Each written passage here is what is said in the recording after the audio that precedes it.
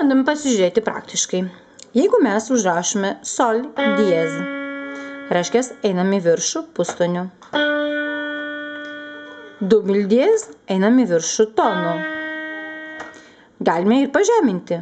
Sol bemol, leidžiamės pustoniu. Ir sol dubl bemol, leidžiamės tonu. Pasižiūrim nuo kitos natos. Re. Re diez, lipame aukštyn pustoniu.